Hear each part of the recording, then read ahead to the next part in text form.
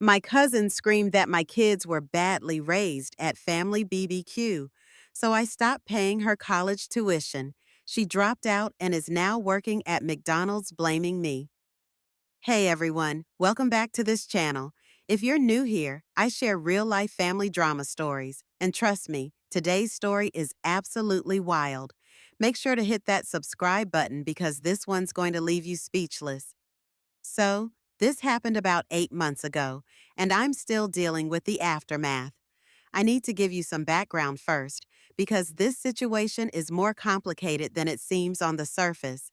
My name is Sarah. I'm 34, married to my amazing husband Mike for 7 years, and we have two beautiful kids, Emma, who's 6, and little Jake, who's 4.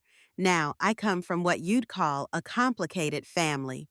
My parents divorced when I was young, and I was raised mostly by my grandmother, along with my cousin Jessica, who's 22 now. Jessica's parents, my aunt and uncle, were complete disasters. Her dad left when she was 8, and her mom struggled with addiction issues. So Jessica basically moved in with me and my grandmother when we were kids. We grew up more like sisters than cousins, sharing everything, supporting each other through tough times. When I started my marketing business 5 years ago, and it really took off, I felt incredibly grateful for how my grandmother raised us. She passed away 2 years ago, but she always taught us about family loyalty and helping each other succeed. So when Jessica got accepted to State University 3 years ago, I didn't hesitate to offer help. Here's where it gets important. Jessica couldn't afford college. Her mom was in and out of rehab, no savings, no college fund, nothing. The girl was working 2 part-time jobs just trying to survive. I sat her down and made her an offer. I would pay her full tuition, plus give her $800 monthly for living expenses, books, everything she needed. The only condition was that she maintain good grades and stay focused on her education. Jessica cried when I made this offer. She hugged me and promised she'd make me proud, that she'd never forget what I was doing for her. I was paying roughly $2,400 per semester for tuition, plus that $800 monthly. So we're talking about nearly $20,000 per year. I was investing in her future. For the first 2 years, everything seemed fine. Jessica was studying business administration. Her grades were decent, and she'd call regularly to thank me and update me on her progress. I was so proud watching her grow into this confident young woman. But then I started noticing changes. The phone calls became less frequent. When we did talk, she seemed distant, almost entitled. She started making comments about how easy my life was, how I had it made with my business and family. I brushed it off thinking it was just college stress. The real problem started showing up about 6 months before the BBQ incident. I found out through other family members that Jessica was partying constantly, skipping classes, and had basically changed her major twice without telling me. When I confronted her about it, she got defensive and said I was controlling her life. I told her that if I'm investing this much money in her education, I deserved to know what was happening. We had a tense conversation where I reminded her of our agreement about maintaining good grades. She promised to get back on track. Then came the family BBQ. This was supposed to be a celebration. Mike had just gotten a promotion, and we'd finally saved enough to buy our dream house. We invited the whole extended family to celebrate and show off our new backyard. My kids were so excited. Emma had been practicing showing everyone her new bike riding skills, and Jake was obsessed with demonstrating his big boy swimming abilities in our new pool. They were being typical excited kids, loud, energetic, running around, showing off. Jessica showed up already in a mood. I could tell something was off from the moment she walked in. She barely said hello, was on her phone constantly, and when family members asked about college, she gave short, dismissive answers. The incident happened about 2 hours into the party. Emma and Jake were playing with their cousins in the backyard. Nothing crazy, Just typical kid games. They were being a bit loud, sure, but it was a family gathering in our own backyard.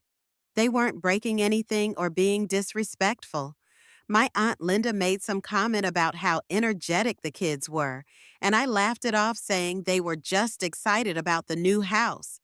That's when Jessica, who was sitting at the patio table with her phone, suddenly looked up and said, "Maybe they'd be less obnoxious if they were actually disciplined." The whole patio went quiet. I was stunned. I said, "Excuse me?" Thinking I must have misheard her.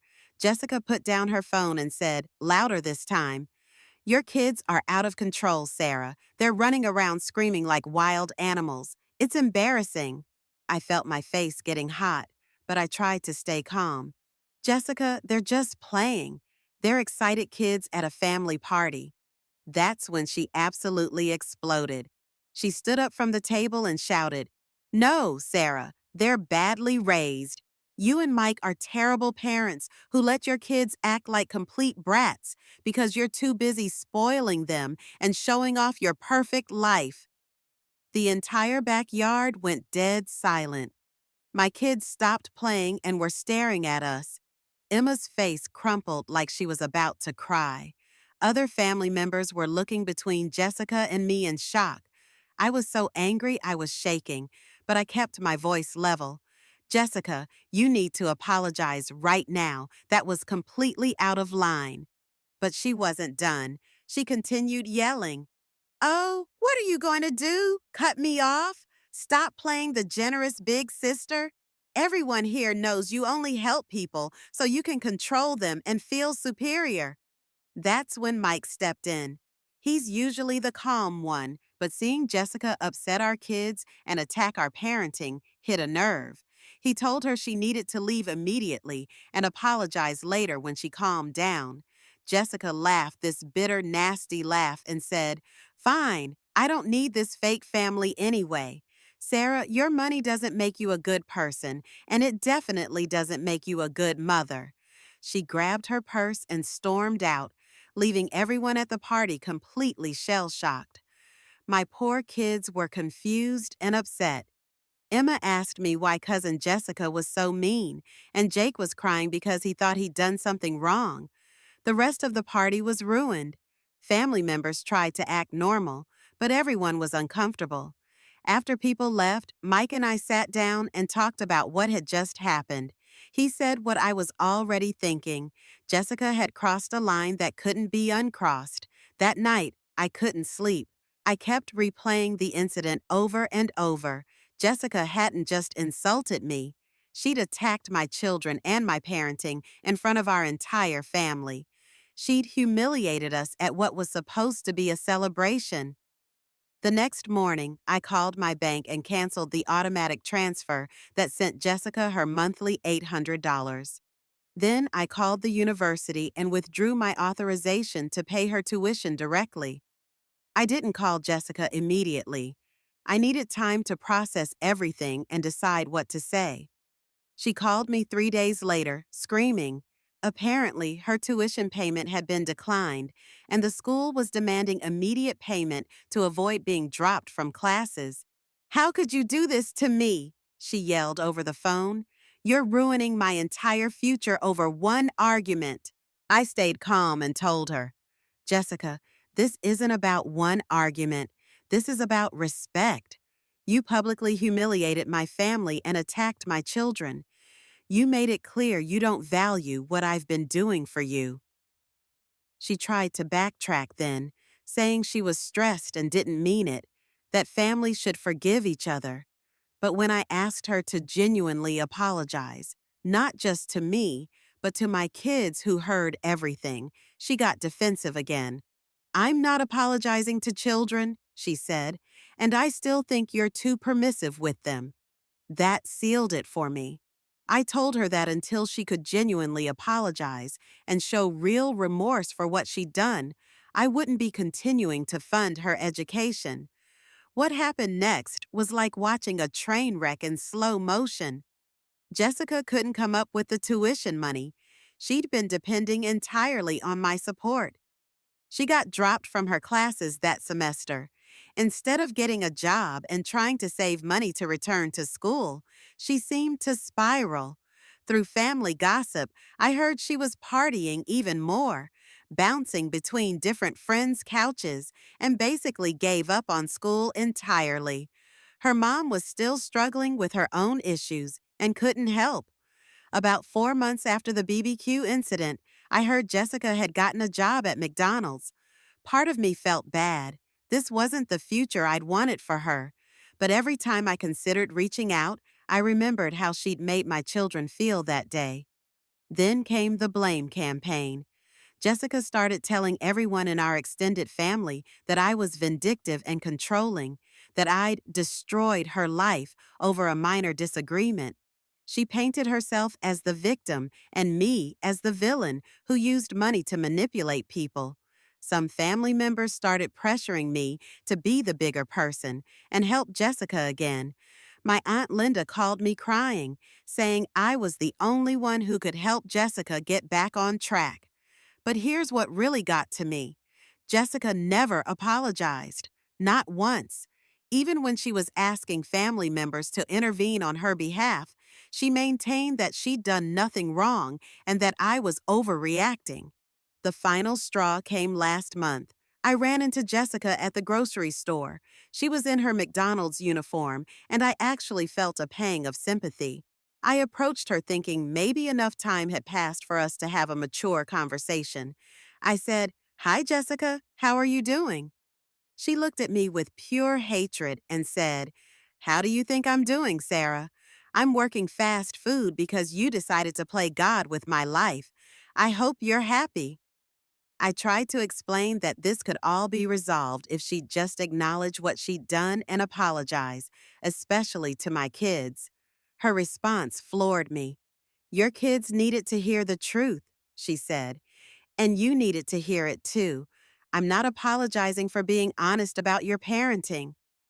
That's when I realized Jessica hadn't learned anything from this experience. She still felt entitled to attack my family without consequences. She genuinely believed she was the victim in this situation. I walked away from that conversation knowing I'd made the right decision. Yes, it's sad that Jessica dropped out of college. Yes, I wish things had worked out differently.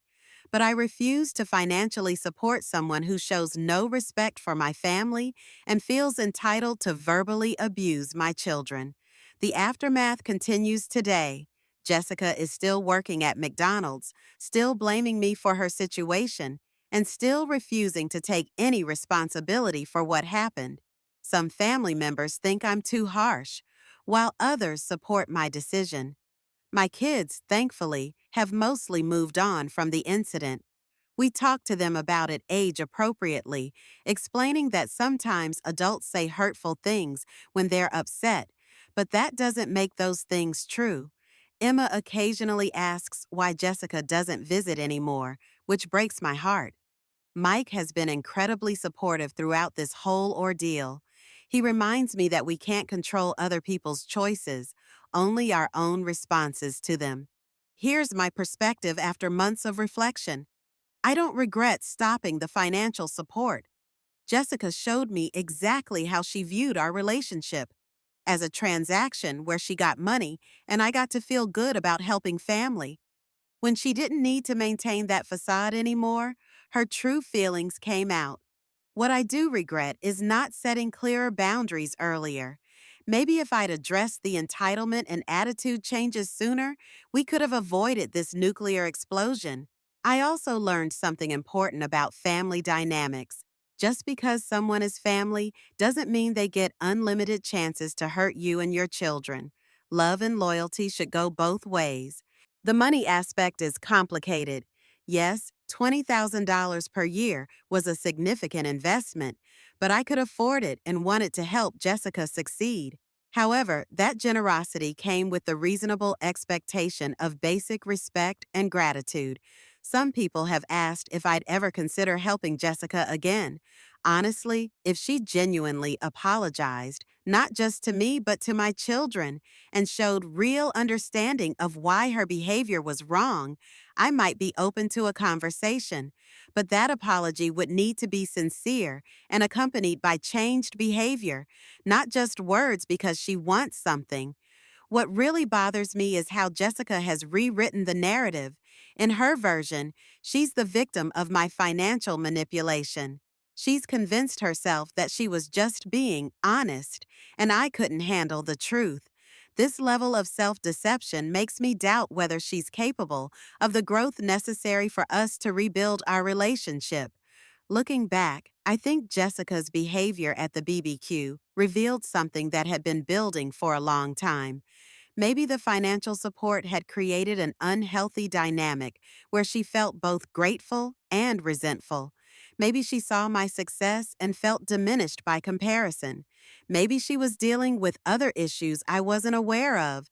But none of those possibilities excuse attacking my children. That's the line that can't be uncrossed for me. The hardest part of this whole situation is mourning the relationship I thought we had. Jessica and I were so close growing up. I genuinely loved her like a sister and wanted the best for her. Discovering that she apparently harbored so much resentment and disrespect was devastating. I've learned to be more careful about mixing family relationships with financial support.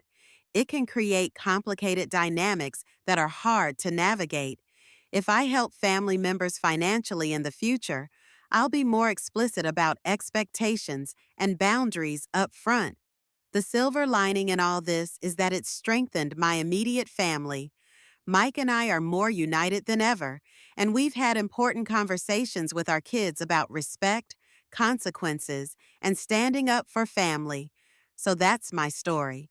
My cousin Jessica screamed that my kids were badly raised at our family BBQ. I stopped paying her college tuition. She dropped out and is now working at McDonald's while blaming me for ruining her life. Was I wrong to cut off financial support?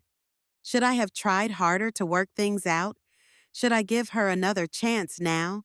I honestly don't know sometimes, but I do know that protecting my children and maintaining my family's dignity was the right priority. What would you have done in my situation? Let me know in the comments below, and don't forget to subscribe for more real family drama stories. Trust me, I've got plenty more where that came from. Thanks for watching, and see you in the next video.